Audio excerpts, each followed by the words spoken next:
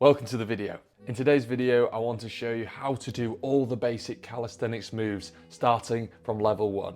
The main movements are push-ups, pull-ups, dips, and squats. Once you unlock these 4 movements, you can start building real muscle, start developing your calisthenics even further, and start mastering your body weight. Let's go through each movement individually and go through their regressions as well, so you can work up to the main exercise. We will then go through reps, sets, and the weekly plan for developing these moves as effectively as possible. First things first, you've got to warm up.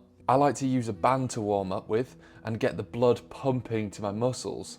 Warming up is so important to prevent injuries, but also means you are ready to hit your rep goals. Wrists are used a lot in calisthenics as well, so be sure to do some wrist mobility as well. Push-ups. To begin doing push-ups, start by doing wall push-ups / super incline push-ups. This is the first way you start getting used to doing push-ups. Things to focus on is keeping your body straight and keeping your elbows neutral, not flared. Imagine you're pushing your whole body, not just your upper body. Try and touch your chest in line with your hands. This is great for full push-up development and full range of motion. The next progression / progressions is lower incline push-ups. Choose an incline which you can still perform the movement correctly. As this gets easier and easier, just start to lower the incline to make the movement harder. But remember, core tight, push the whole body, and don't flare the elbows. Okay, so you're nearly there. Eccentric knee push-ups is up next. Lower yourself to the ground as slow as possible. Aim for around 5 seconds. Chest all the way down, then just find a way up and repeat. This way, your muscles are getting used to being under lots of tension from your body weight, which is a great way of understanding and developing push-up strength and body weight strength in general. Moving on to knee push-ups. Once eccentrics feel easy, you can rep out knee push-ups. Chest to the ground and back up to the top by pushing the ground away this time. This is essentially what the push-up feels like on the ground, just a slightly easier version. Now you're onto the full push-up position, but doing eccentrics. Exactly the same formula as the eccentric knee push-up, but with the full body. Finally, you're ready for the push-up. Push-ups are the ultimate exercise, which you can do anywhere.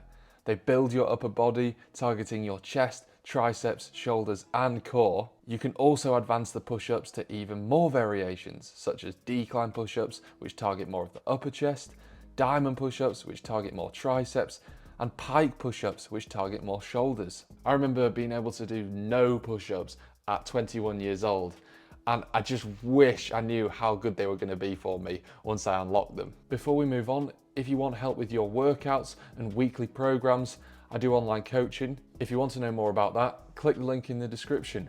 We're all here to level up. Let's go. Moving on to pull-ups. Level 1 of pull-ups is rows. Start by pulling yourself from an easy position, but just like the push-ups, keep the body straight and don't flare your elbows. Gradually lower your body and start doing rows in harder positions. The variation which is most like the pull-up is the pull-up row. This simulates what the pull-up feels like just with your feet on the ground. So practice these along with normal rows to start developing your pulling muscles. Next step is banded pull-ups. This is a great way of actually doing the pull-up. So if you can, just go straight for banded pull-ups. The way to progress this is by gradually lowering the resistance of the band. A little tip is that you can always use multiple bands if you need to. Just track which ones you are using, then slowly lower the resistance. Just like the push-up, eccentric pull-ups are the next step. This means starting at the top of the bar, whether you jump up or use a step, and lower yourself down as slowly as possible, aiming for 5 seconds each time. Now you are at the pull-up. It will take time, but track your progress, be consistent, and you will get there. Pull-ups are amazing for your upper body as well, and work your back, biceps, shoulders, and core. You can then move on to chin-ups, which target more bicep over back, then progress to weighted pull-ups, pulling even more weight than your body. Next exercise, dips. Starting with tricep dips with knees up. Lean slightly forwards and aim to get your arms at 90 degrees. Then you have tricep dips with straight legs. This means the movement is harder and means you are pushing more of your body weight. Moving on to banded dips. This way you are doing the full dip movement, just with the help from the band. Just like the pull-up, lower the resistance of the band over time, and once you're ready, dips. The squat of the upper body. Great for building your chest, triceps and shoulders, and an overall sign of strength and mastery of the body. With all these movements, you can add weight and work on progressive overload, so you can build muscle and get even stronger. So those are the basic upper body exercises that you can do to build muscle, get stronger, and start mastering your body weight. Moving on to legs. Bodyweight squats is where you want to start. Many people struggle with the form of the bodyweight squat, and once you've mastered it, is an amazing tool for building muscle, functionality, and health of your joints. So only focusing on mastering bodyweight squats is essential for life. Keep your back straight and don't lean forward too much. Allow the knees to follow where the feet are pointing. Keep your arms out or on your head for extra stability and form. Then perform reps. Level 1 is box squats. This helps as you have something to aim for when squatting. Once you have mastered these, you can do it without the box. Master the squat and you can start adding weight. But until then, the form needs to be perfect. Once squats are easy, you want to start working more single leg exercises. So you put extra load on each leg, resulting in getting stronger. Single leg exercises are great for developing more dynamic movement in the legs and also for developing stronger, bigger muscles. People overlook the basics, so be sure to master all of them before adding weight, as they correlate so much to life and movement in general. The two I recommend getting really good at is bodyweight squats and walking lunges. However, when it comes down to it, if you want huge legs, you have to start adding weight. Before we go on to reps, sets and the weekly plan, you want to throw in some core work in there. Core is going to be essential for making your other bodyweight movements stronger and also getting a stronger core as well. Knee raises are the first step towards developing core for calisthenics. Advance this by adding in a hold at the top of the movement. This then translates to all the progressions as you want to focus on reps and holds. So be sure to add some core work in to start developing the L-sit hold. Reps, sets and weekly plan. Aiming mainly between 5 and 12 reps for 3 sets each exercise. So choose a regression which you can perform these amounts of reps. Once you get 3 sets of 12 reps, you're ready to move on to the harder progression.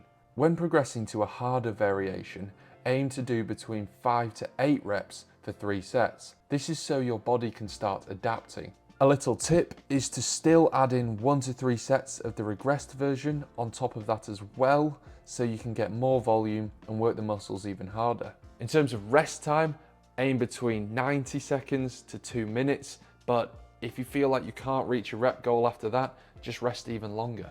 I would also say, once you start getting good at harder variations, go back and rep out the easier variations for high reps, such as 12 to 20 reps, to increase your body's capacity for building muscle, getting stronger, and increasing endurance. An example here would be, say I can do 3 sets of 12 push-ups. Go back and do knee push-ups for a few sets, aiming between 12 and 20 reps for that extra load and extra gains. The weekly plan.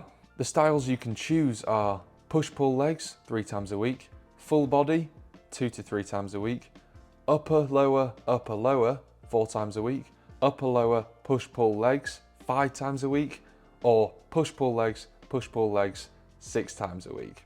To start off with, take a full body day, for example. You're going to do 3 sets of a push-up variation. You can do between 5 to 12 reps. Then you're going to do 3 sets of a pull-up variation, which you can do 5 to 12 reps. And then 3 sets of dip variation, 3 sets of leg variation. Once this gets easy, add in 4 sets, add in another 1 to 3 sets of an easier / different variation, and try doing more reps as well. I love the full body style of training for basic calisthenics 2 to 3 times a week, because you can work on all 4 variations in one session multiple times a week. For beginners, you can do push-pull legs 3 times a week, focusing on 3 to 6 sets of each movement on different days. Also, throw in 3 sets of 5 to 12 reps of core 2 to 3 times a week. So I hope that all makes sense and you can now start going and mastering your calisthenics. Like I said, if you need help with your fitness journey, your workout journey, whether it's calisthenics, weight training, whatever it is, I'd love to help you because I love it. So click the link below and we can have a chat. We got this. Go out to your local park and start doing calisthenics. You can also do most of these exercises at home, so it's perfect for starting off your fitness journey. Thanks for watching. Subscribe for more. Keep going, and if you're starting your journey, you got this. Look after your body, stay healthy. Cheers.